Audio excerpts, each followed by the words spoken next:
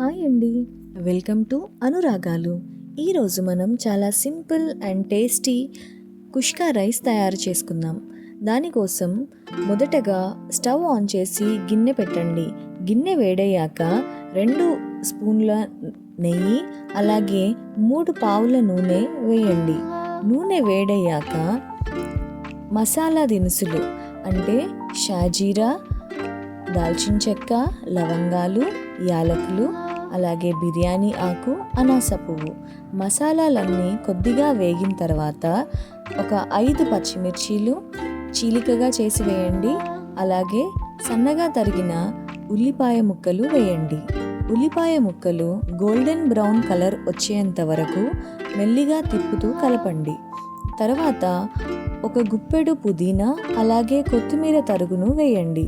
కొత్తిమీర పుదీనా వేగిన తర్వాత ఒక 2 స్పూన్ల అల్లం వెల్లుల్లి పేస్ట్ వేయండి.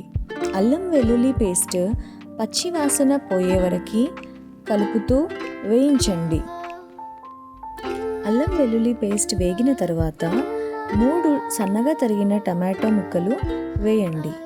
టమాటో ముక్కలు మగ్గిన తర్వాత మీకు రుచికి తగినంతగా సాల్ట్, నేనైతే ఇక్కడ కల్లుప్పు వాడుతున్నాను, మీరు నార్మల్ సాల్ట్ అయినా వాడుకోవచ్చు.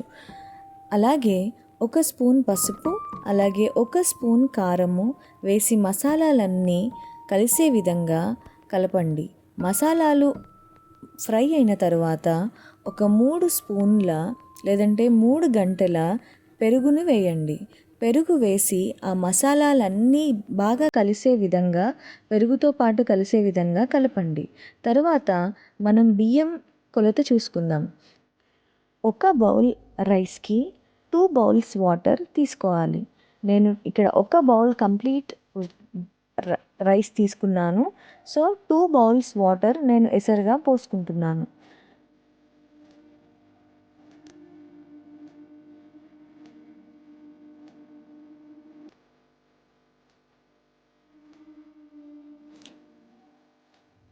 ఎసరు పోసిన తర్వాత మంటని ఫుల్ ఫ్లేమ్లో ఉంచండి.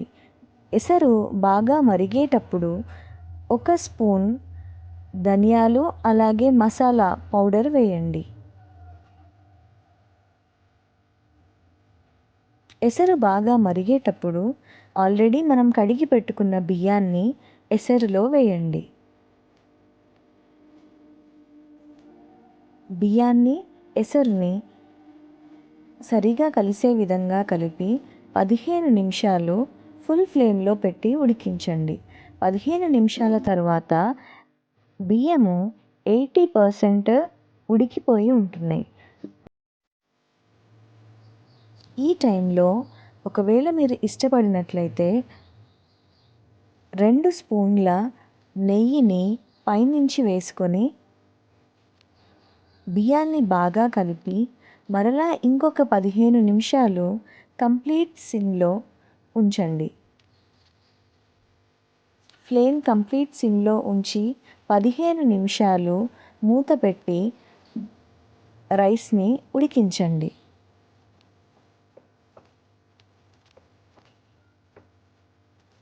పదిహేను నిమిషాల తర్వాత ఎంతో టేస్టీ అండ్ సింపుల్ కుష్కా రైస్ పొడి పొడిగా తయారై ఉంటుంది. ఈ కుష్కా రైస్ మీరు ఎటువంటి నాన్ వెజ్ కర్రీస్లో అయినా మీరు తినొచ్చు. నేను ఈరోజు టమాటో అండ్ ప్రాన్స్ కర్రీ చేశాను. సో ప్రాన్స్ కూడా మనం కుష్కా రైస్తో పాటు తినొచ్చు, చాలా టేస్టీగా ఉంటుంది. ఈ వీడియో మీకు నచ్చిందా? నచ్చితే please do like, share and subscribe. ఈ రెసిపీ మీరు కూడా ట్రై చేసి చూడండి. ఇది ఎంతో టేస్టీ అండ్ చాలా చాలా బాగుంటుంది. And enjoy now. Thank you.